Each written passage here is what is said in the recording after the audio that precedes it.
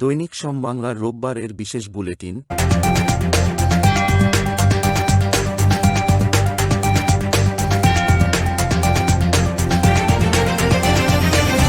এখন শুনছেন বিস্তারিত। ডেঙ্গুতে মৃত্যু কমছেই না, পাল্লা দিয়ে বাড়ছে সংক্রমণও। এবার এডিস মশাবাহী ডেঙ্গু জ্বরে আক্রান্ত হয়ে একদিনে বছরের সর্বোচ্চ মৃত্যু দেখল দেশ। গত ২৪ ঘণ্টায় সারা দেশে ১১ জন ডেঙ্গুরোগী মারা গেছেন, যা দৈনিক মৃত্যুর হিসেবে চলতি বছরের সর্বোচ্চ। গত ২৪ ঘণ্টায় ডেঙ্গু আক্রান্ত হয়ে হাসপাতালে ভর্তি হয়েছেন ১,০৭৯ জন। টেকসই উন্নয়ন লক্ষ্য এসডিজি অর্জনে সরকার গৃহীত কার্যক্রমে অন্তর্বর্তীকালীন সরকারের প্রধান উপদেষ্টা অধ্যাপক মোহাম্মদ ইউনূসের টেকসই উন্নয়নের ৩.০ তত্ত্ব যুক্ত করার চিন্তা করছে সরকার। সরকারি ও বেসরকারি উভয় পর্যায়ে এই তত্ত্বের কার্যকর প্রয়োগের মাধ্যমে টেকসই উন্নয়নের অভীষ্ট লক্ষ্য অর্জন করা সহজ হবে বলে মনে করছেন সরকারের নীতিনির্ধারকরা। ৫ বিসিএসের মোট ১৮,১৪৯ জনকে নিয়োগ দেওয়া হবে বলে জানিয়েছেন জনপ্রশাসন মন্ত্রণালয়ের সিনিয়র সচিব মোখলেস উর রহমান। ২৪ নভেম্বর সচিবালয়ে সাংবাদিকদের এ তথ্য জানান তিনি। দ্বিকক্ষ সংসদের পক্ষে জোরালো অবস্থানে রয়েছে বাংলাদেশ জাতীয়তাবাদী দল বিএনপি, কারণ অভ্যুত্থানের অনেক আগেই দ্বিকক্ষ সংসদের প্রস্তাব প্রথম উত্থাপন করেন দলটির ভারপ্রাপ্ত চেয়ারম্যান তারেক রহমান। সম্প্রতি বিএনপি চেয়ারপারসনের গুলশানের রাজনৈতিক কার্যালয়ে সংবাদ সম্মেলনে ওই রূপরেখার ঘোষণা দিয়েছিলেন দলটির মহাসচিব মির্জা ফখরুল ইসলাম আলমগীর।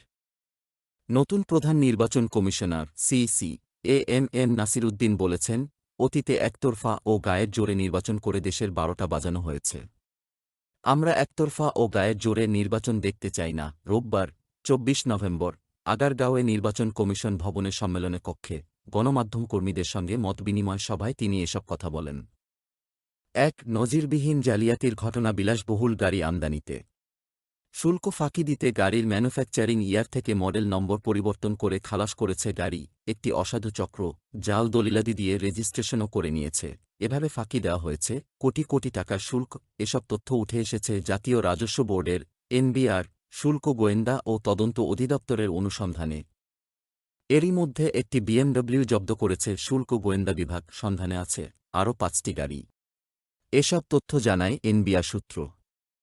নিষিদ্ধ ছাত্রলীগের নেতাকর্মীরা রোববার ২৪ নভেম্বর সকালে প্রতিবাদ মিছিল করেছে নেত্রকোনার পূর্বদলায়। এ ঘটনায় ৬ জনকে আটক করেছে পুলিশ। এ তথ্য নিশ্চিত করেছেন পূর্বদলা থানার ওসি রিয়াদ মাহমুদ।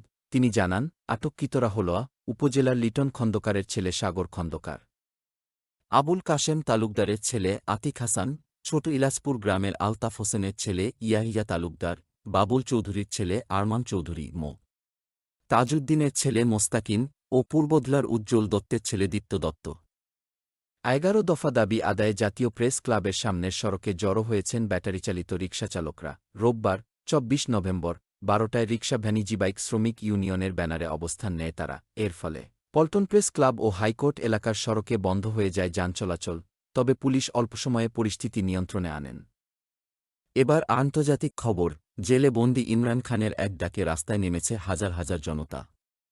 বিভিন্ন প্রদেশ থেকে রাজধানী ইসলামাবাদের পথে রওনা হয়েছেন তার দল পিটিআই এর সমর্থকরা।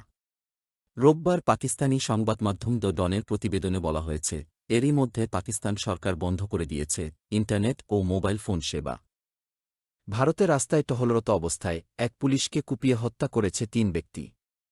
স্থানীয় সময় শনিবার ভোরে দেশটির রাজধানী দিল্লির গোবিন্দপুরী এলাকার আর্য সমাজ মন্দিরের কাছে এ ঘটনা ঘটে। ভারতীয় সংবাদ মাধ্যম এনডিটিভি জানায়, কিরণপাল সিং নামে ওই পুলিশ কনস্টেবলকে হত্যার ঘটনায় এরই মধ্যে গ্রেফতার করা হয়েছে ২ জনকে। আজকের মতো এখানেই শেষ। খোদা হাফেজ।